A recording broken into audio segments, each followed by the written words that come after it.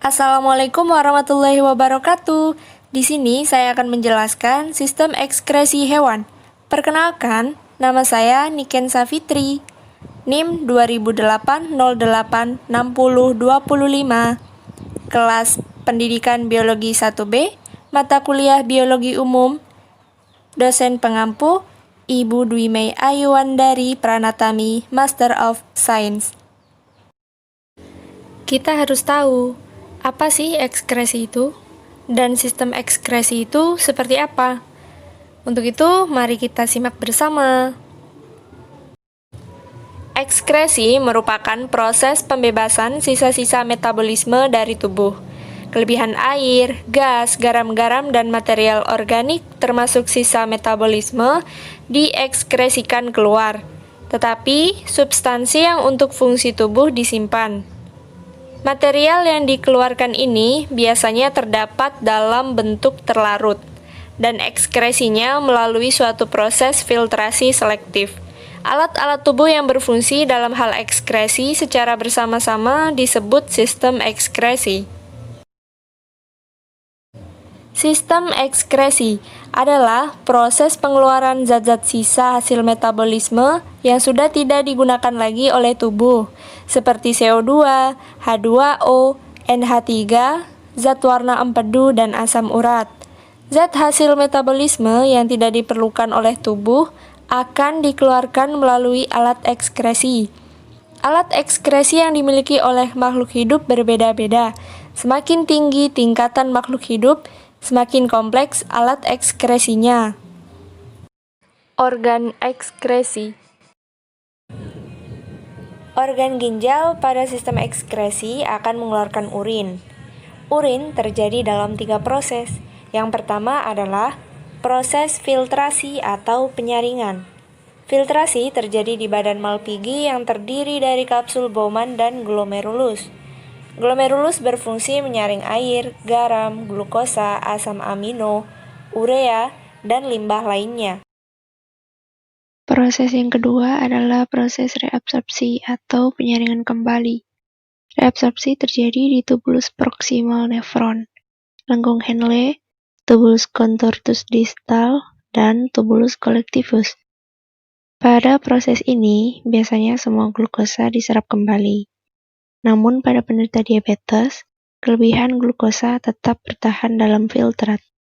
Natrium dan ion-ion diserap kembali secara tidak lengkap, dan dengan proporsi yang lebih besar tersisa.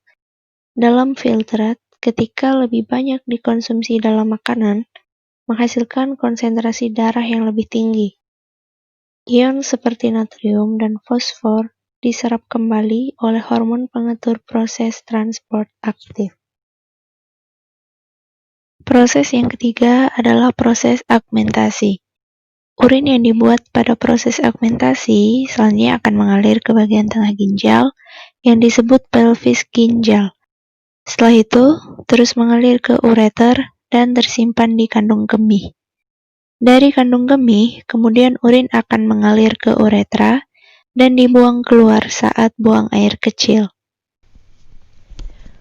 Pembuluh Malpighi berupa kumpulan benang halus yang berwarna putih kekuningan, dan pangkalnya melekat pada pangkal dinding usus. Pembuluh Malpighi terletak di antara usus tengah dan usus belakang. Darah mengalir lewat pembuluh Malpighi.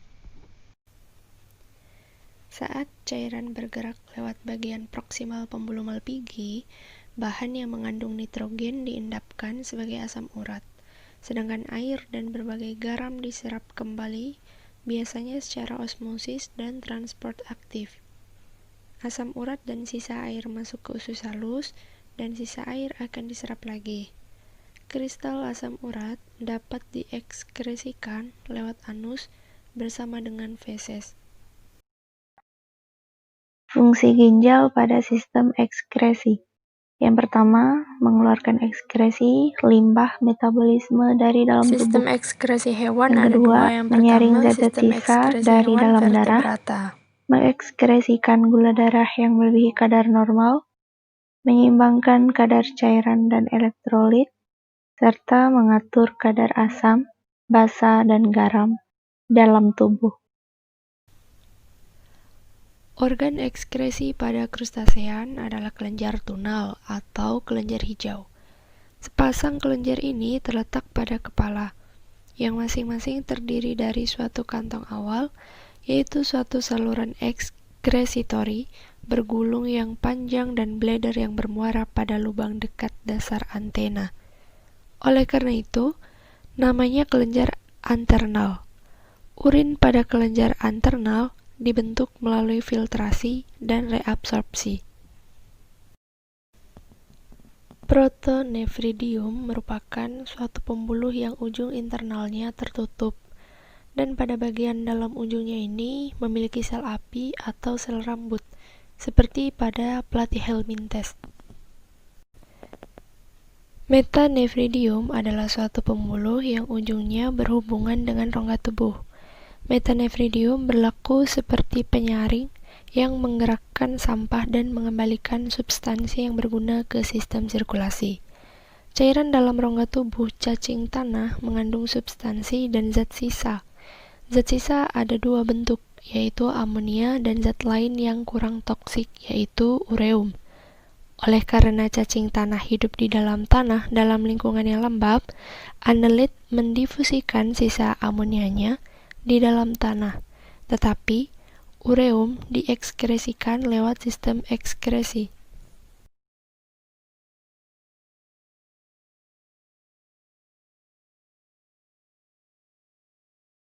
Nah, ini sistem ekskresi pada Pisces, yaitu ikan air laut dan ikan air tawar. Di sini menampakkan perbedaan antara ekskresi pada ikan air laut dan ekskresi pada ikan air tawar. Ginjal ikan air tawar memiliki kemiripan dengan ginjal manusia. Mekanisme filtrasi dan reabsorpsi juga terjadi pada ginjal ikan. Mineral dan zat-zat makanan lebih banyak diabsorpsi, sedangkan air hanya sedikit diserap. Dengan sedikit minum dan mengeluarkan urin dalam volume besar, ikan air tawar menjaga jaringan tubuhnya agar tetap dalam keadaan hipertonik. Ekskresi amonia dilakukan dengan cara difusi melalui insangnya. Ikan yang hidup di air laut memiliki cara adaptasi yang berbeda. Ikan air laut sangat mudah mengalami dehidrasi, karena air dalam tubuhnya akan cenderung mengalir keluar ke lingkungan sekitar melalui insang, mengikuti perbedaan tekanan osmotik. Ikan air laut tidak memiliki glomerulus, oleh karena mekanisme filtrasi ikan tidak terjadi beradaptasi dan reabsorpsi pada tubuh juga terjadi dalam skala yang kecil atau menghilangkan kadar garam dengan melepaskannya lewat insang dan menghasilkan sedikit urin. Urin yang dihasilkan akan dikeluarkan melalui lubang di dekat anus. Hal ini berbeda dengan pengeluaran urin dari ikan Chondrichthyes, misalnya hiu. Ikan hiu mengeluarkan urin melalui seluruh permukaan kulitnya.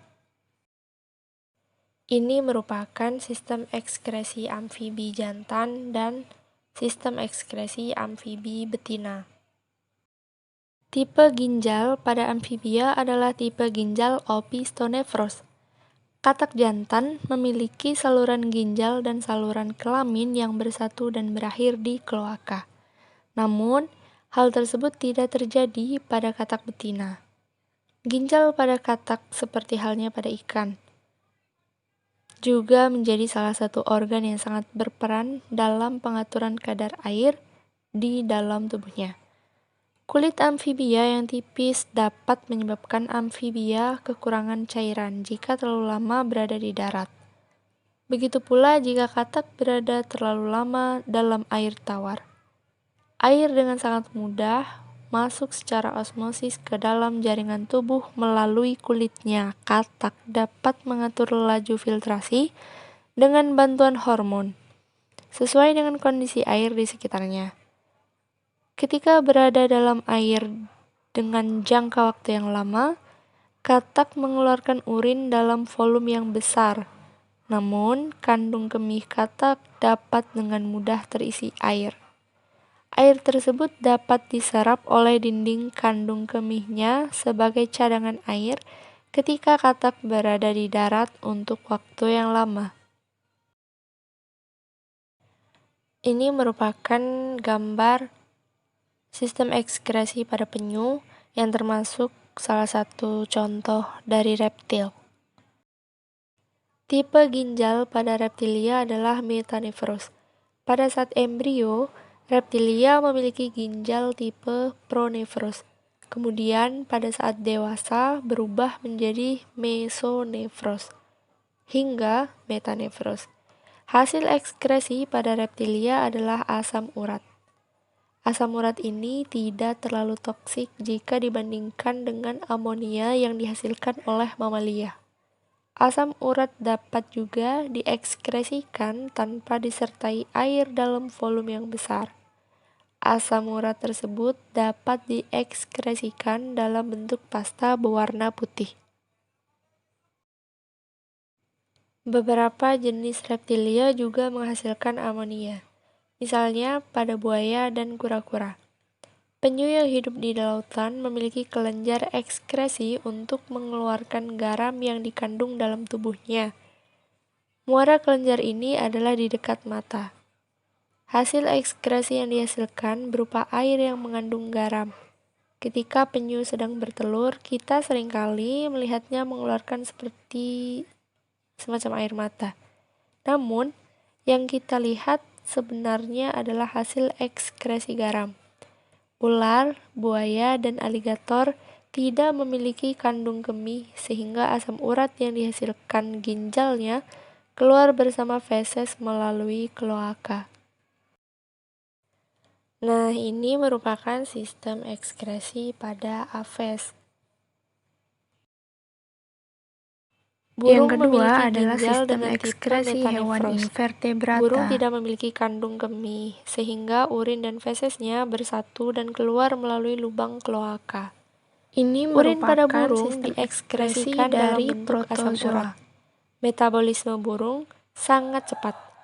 Dengan demikian, sistem ekskresi juga harus memiliki dinamika yang sangat tinggi.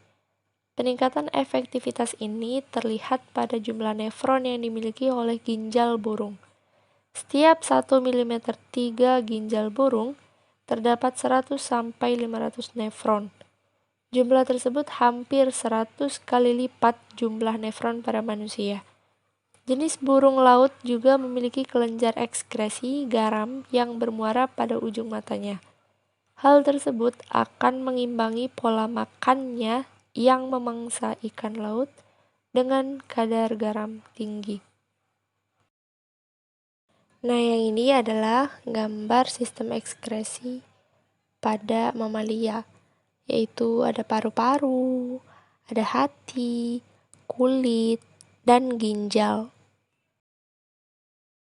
Ekskresi pada mamalia umumnya sama dengan ekskresi pada manusia, di mana terjadi pembentukan urin pada ginjal, serta membuang karbon dioksida dari paru-paru. Produk limbah ini dibuang melalui napas dan buang air kecil. Apabila ekskresi pada suatu organisme tidak bekerja dengan baik, maka limbah sisa metabolisme yang umumnya bersifat racun ini akan menumpuk dalam tubuh organisme tersebut dan akhirnya akan menyebabkan kematian. Ini merupakan sistem ekskresi pada hewan cacing tanah. Ini merupakan contoh sistem ekskresi pada protozoa. Protozoa tidak memiliki organ ekskresi khusus, sehingga zat sisa metabolismenya dikeluarkan melalui rongga berdenyut atau vakuola kontraktil.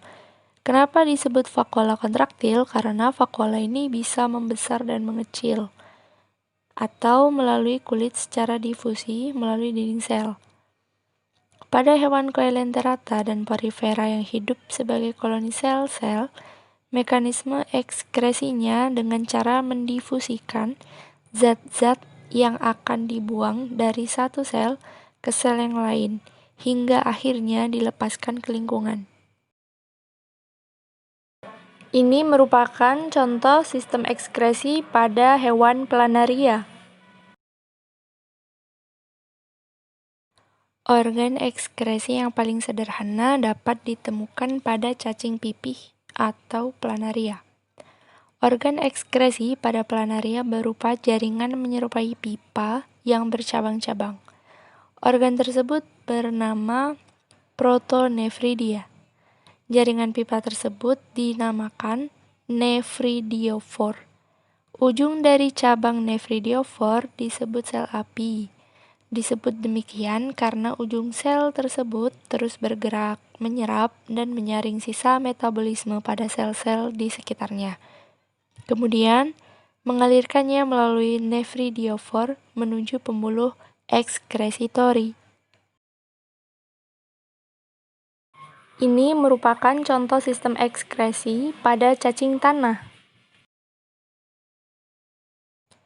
Cacing tanah memiliki struktur ginjal sederhana yang disebut nefridia.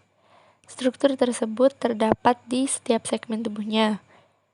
Dalam cairan tubuh cacing tanah yang memenuhi rongga tubuhnya, terkandung sisa metabolisme maupun nutrien. Cairan inilah yang disaring oleh ujung tabung berbentuk corong dengan silia yang disebut nefrostom. Dari nefrostom, hasil yang disaring tersebut kemudian dibawa melewati tubulus sederhana yang juga diselimuti oleh kapiler-kapiler darah. Pada tubulus ini terjadi proses reabsorpsi bahan-bahan yang penting, seperti garam-garam dan nutrien terlarut. Air dan zat-zat buangan dikumpulkan dalam tubulus pengumpul, suatu wadah yang merupakan bagian dari nefridia untuk selanjutnya dikeluarkan melalui lubang ekskretori di dinding tubuh, yang biasa disebut nefridiofor. Ini merupakan contoh sistem ekskresi pada hewan insekta. Alat ekskresi pada serangga, contohnya belalang, adalah tubulus malpighi. Badan malpighi berbentuk bulu-bulu halus yang terikat pada ujung usus posterior belalang dan berwarna kekuningan. Zat-zat buangan diambil dari cairan tubuh atau hemolimfa oleh saluran malpighi di bagian ujung. Kemudian, cairan masuk ke bagian proksimal, lalu masuk ke usus belakang, dan dikeluarkan bersama feses dalam bentuk kristal-kristal asam urat. Sebagian zat sisa yang mengandung nitrogen digunakan untuk membentuk kitin pada eksoskeleton dan dapat diekskresikan pada waktu pengelupasan kulit atau molting. Serangga juga memiliki trakea untuk mengeluarkan zat sisa hasil oksidasi berupa CO2.